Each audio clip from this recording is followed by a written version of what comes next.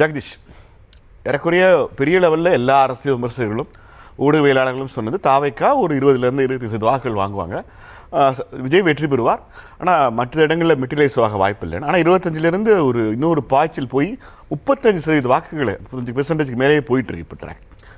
ஒரு ஆளுங்கட்சி எதிர்கட்சி கூட இல்லை, பெரும்பான்மையாவது ரொம்ப சொல்லும்போது ஆளுங்கட்சி அல்ல எதிர்கட்சின்னு 2 வாயத்தை பயன்படுத்தினார். ஆனால் மக்கள் நேரடியாக முதலமைச்சர் பதவியிலே போய் உட்கார வச்சுருக்காங்க. இந்த எழுச்சியை நீங்கள் எதிர்பார்த்தீங்களா? முடிவுகள் எப்படி பார்க்குறீங்க? நிச்சயமாக எதிர்பார்க்கல.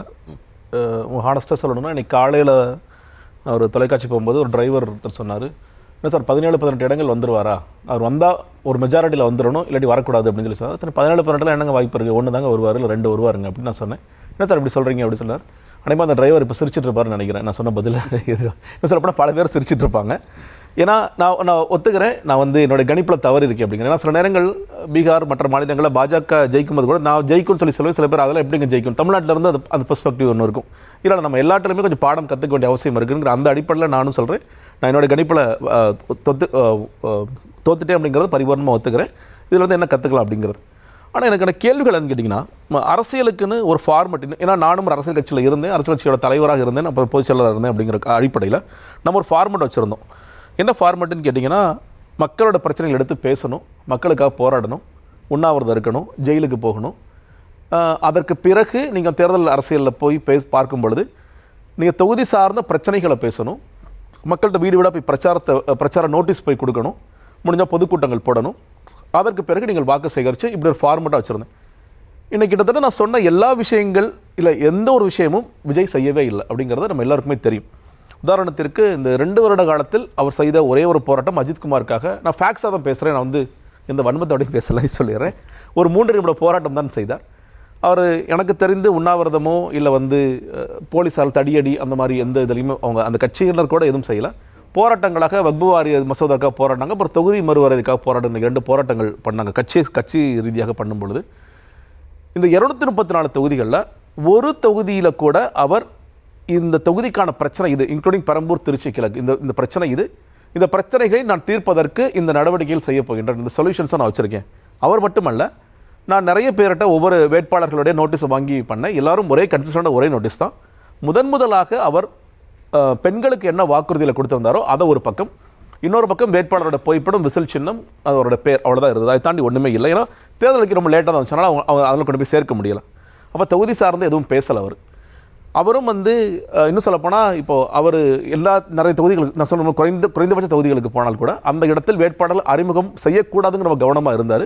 அது கன்சிஸ்டண்டாக பண்ணிகிட்டே இருந்தார். பேர் கூட உச்சரிக்கக்கூடாது. ஏன்னா விழுகின்ற வாக்கள் எல்லாமே விஜய்க்கான வாக்கள் தான். நீங்கள் வந்து அவர் எப்படி மதுரையில் பிரகடனப்படுத்தினாரோ, மதுரையில் வந்து மதுரை மேற்கு, மதுரை தெற்கு, திருப்பரங்குன்றம், திருமணம் சொன்னவாரோ அதே மாதிரி கடைசி வரைக்கும் இது எனக்கான வாக்கள், விஜய்க்கான வாக்கள் அப்படிங்கிறது ரொம்ப கவனமாக இருந்தார். அப்போ இந்த ஃபார்மெட் எல்லாத்தையுமே ஒரு அரசியல் கட்சி உடைச்சிருக்கு அப்படின்னா, இப்போ என்னை போன்றவர்களுக்கு இருக்கின்ற கேள்வி, நம்ம வந்து மக்களை சில நேரம் நம்ம குறைச்சி மதிப்பிட்டோமா இல்லை நான் தற்கொலையா அப்படிங்கிற கேள்வி எனக்கு தோணுது. நான் பர்சனலாக எனக்கு தோணுது. அப்போ நம்ம கணிக்க தவறிட்டோன்னா அப்போ அவங்க சிந்திக்கிற விதமும் நம்ம சந்திக்கிறதும் வேறமாக இருக்கிறது. அப்போ இந்த மற்ற அரசியல் கட்சிகளும் இதிலிருந்து ஒரு பாடம் கற்றுக்கணும். உதாரணத்துக்கு திமுக பழம்பெரும் கட்சிகளாக இருந்தாலும் அவங்களே கற்றுக்கணும்.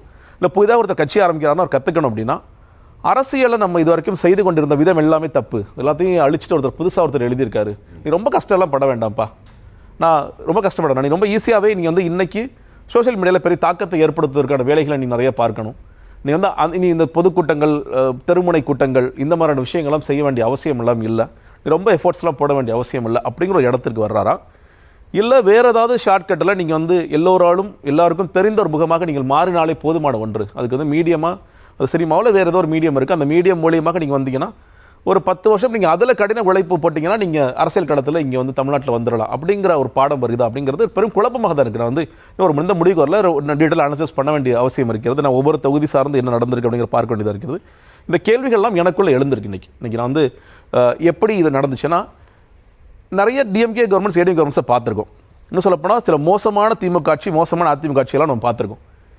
அதெல்லாம் கம்பேர் பண்ணும்போது இந்த திமுக ஆட்சிங்கிறது நிச்சயமாக பெட்டரான கவர்மெண்ட் தான் நான் சொல்லுவேன். நீங்கள் வந்து இன்னும் சொல்லப்போனால் நான் ஊர்களுக்கெல்லாம் பயணிக்கும் பொழுது இன்னும் ஆலங்குடி சைடு போயிட்டு இருந்தேன். அந்த வந்து சிறு விளையாட்டு அரங்கங்கள் இருந்துச்சு. அதெல்லாம் நான் பெருசாக பார்த்ததே இல்லை. அதெல்லாம் திறந்து வச்சுருக்காங்க இப்போயும். முதல்வர் படைப்பகங்கள், நான் முதல்வன் திட்டம், நீங்கள் மகளிருக்கான நிறைய பேர் வந்து சொல்லும் பொழுது இந்த ஆட்சி என்ன பண்ணுச்சு, 2 ஆட்சியும் ரொம்ப மோசம், என்ன பண்ணுச்சு ரொம்ப சிம்பிளான கேள்வி. 5 வருஷத்துக்கு முன்னாடி மகளிர் உரிமை தொகைன்னு ஒன்று வரும்னு நம்ம யாருக்கும் எதிர்பார்த்தோமா? இல்லை. இலவச பேருந்துங்கிறது இருக்குன்னு நினச்சோமா? இல்லை. பெண்களுக்கும் பசங்களுக்கும் கல்லூரி போகிறவங்களுக்கு ஒரு 1000 ரூபாய் கிடைக்கும் ஒரு எதிர்பார்த்தோமா? இல்லை. நீங்கள் அதே மாதிரி இன்னும் எவ்வளோ திட்டங்கள் ரீதியாக நிறைய பேசலாம், நிறைய சொல்லலாம். இல்லை, இப்போ இந்த திட்டங்கள்லாம் எதுவும் நிறுத்தப்படுங்கிறதுக்கான அறிகுறியும் இல்லை. இல்லை, நிறுத்தப்படும்னு சொல்லலைங்க. நான் சொல்கிறேன், நீங்கள் எதன் அடிப்படையில் இப்போது இது திமுகவிற்கு எதிரான வாக்கு, நான் அதையும் சேர்த்தே சொல்கிறேன். ஒரு ஆன்டி இன்கம்பன்சி இருந்துச்சு. நீங்கள் நான் இப்போ நிறைய பேர்ட்ட பேசும்பொழுது என்னங்க அவங்க பிரச்சனை சார்? விமன் சேஃப்டி ஒரு முக்கியமான இஷ்யூ. எங்கள் வீட்டில் 2 பெண் குழந்தைகள் இருக்கிறாங்க, அது விமன் சேஃப்டி அப்படின்னு சொல்கிறாங்க. சரி, ஓகே, நான் ஒத்துக்கிறேன். போதை கலாச்சாரம் அதிகமாகிடுச்சு, இதெல்லாம் சரி, ஒத்துக்கிறேன். பட் அது ஒரு பக்கம் இருந்தாலும் இந்த பக்கம் நீங்கள் ஒரு காலத்தில் திமுக மேலே லேண்ட் கிராபிங் இந்த மாதிரி பல குற்றச்சாட்டுகள் இருந்துச்சு. அந்த மாதிரிலாம் எந்த குற்றச்சாட்டுலாம் இல்லை. அப்படி இருக்கும்போது ஒரு பெட்டரான கவர்மெண்ட்டை கொடுத்துருக்காரு. இன்னும் சொல்லப்போனால் ஸ்டாலின் அவர்கள் ஒரு ஏபிள் அட்மினிஸ்ட்ரேட்டராக இருந்தார். நீங்கள் அவர் ஆட்சிக்கு வர்றதுக்கு முன்னாடி பல விமர்சனங்கள்லாம் அவர் சந்திச்சார். ஆனால் இந்த 5 ஆண்டு காலத்தில் ஒரு ஏபிள் அட்மினிஸ்ட்ரேட்டராக இருந்தார். என்ன சொல்லப்போனால் கூட்டணி கட்சிகளை நடத்திய விதமாக இருக்கலாம், கூட்டணி பேச்சுவார்த்தை முடித்த விதமாக இருக்கலாம், எல்லாவற்றிலும் இன்னும் சொல்லப்போனால் பாஜகவை கடுமையாக யாரும் எதிர்க்காத போது 2 பேர் தான் எதிர்த்தாங்க. மம்தா பானர்ஜி ஒன்று எதிர்த்தாங்க, இன்றைக்கி ஸ்டாலின் எதிர்த்தார். 2 பேருமே இன்றைக்கி அன்ஃபார்ச்சுனேட்லி அவங்க கீழே இறக்கப்பட்டிருக்காங்க. பினராயி விஜயன் 3 பேருமே. ஸோ அப்படி இருக்கும் பொழுது அப்போ எந்த விதத்தில் ஸ்டாலின் அவர்கள் இல்லை திமுக ஆட்சி ஒரு பெரிய குறியை வைத்தது அப்படிங்கிற ஒரு கேள்வி எழுப்புறேன். ஏன்னா நீங்கள் ஒரு ஆன்டி இன்கம்பன்சி மௌன புரட்சினா சொல்லி சொல்கிறாங்க. எனக்கு அந்த வார்த்தையினால் ஏற்றுக்க முடியல. மௌன புரட்சி அளவிற்கு இங்கே என்ன பெருசாக இருந்துச்சு?